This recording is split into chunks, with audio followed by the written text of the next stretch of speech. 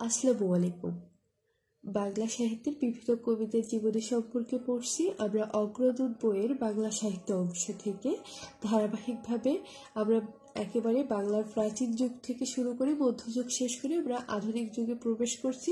তবে আমরা প্রাচীন যুগের যে কবি সাহিত্যিকদের জীবনী আছে সেগুলোতেই আসছি। মূলত আমরা এখন যার জীবনীটি পড়ব তিনি হচ্ছেন কৃত্তিবাস ওঝা।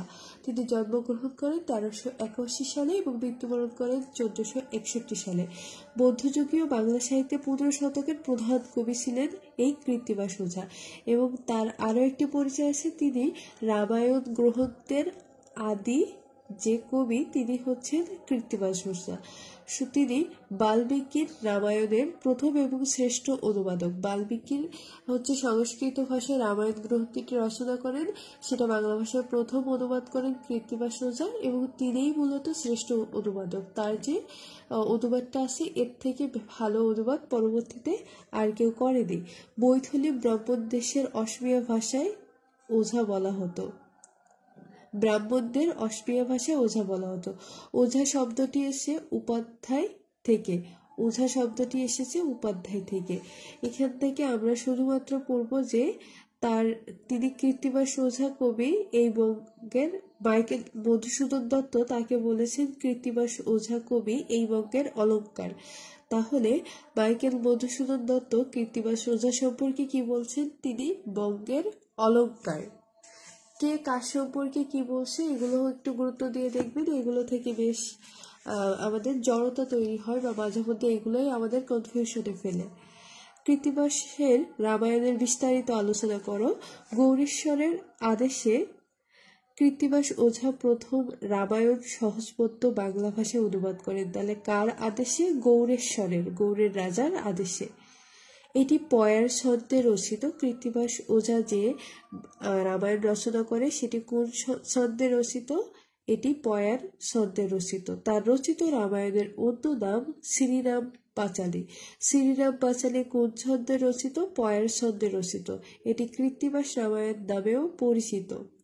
এর মাধ্যমে অনুবাদ সাহিত্যের সূচনা হয় 1802 সালে উইলিয়াম কেরির সহায়তায়। শ্রীরামপুর মিশনের প্রেস থেকে এটি 5 খণ্ডে মুদ্রিত হয়।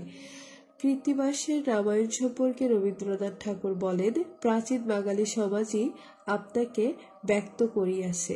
তাহলে কৃত্তিবাস ওঝা সম্পর্কে দুইজন কবি মতবাদ দিয়েছে, একটা মাইকেল মধুসূদন দত্ত, একজন হচ্ছে আমাদের রবীন্দ্রনাথ ঠাকুর। মাইকেল মধুসূদন দত্ত বলছেন তিনি এই বঙ্গের অলঙ্কার, আর রবীন্দ্রনাথ ঠাকুর বলছেন প্রাচীন বাঙালি সমাজে আপনাকে ব্যক্ত করিয়াছে।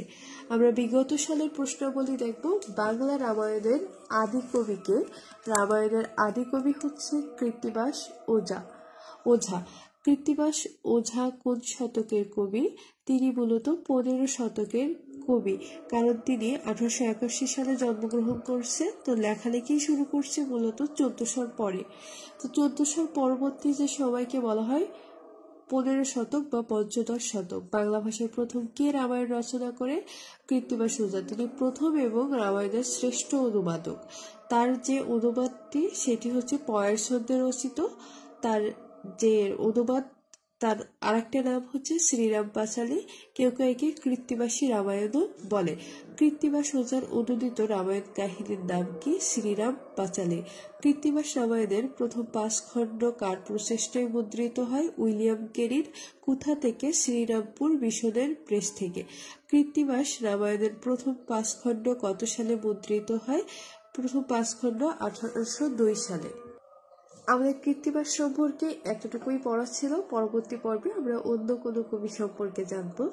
আগামী পর্ব দেখার আমন্ত্রণ জানিয়ে এখানে শেষ করলাম আজকের পর্ব। ধন্যবাদ সবাইকে। আসসালামু আলাইকুম।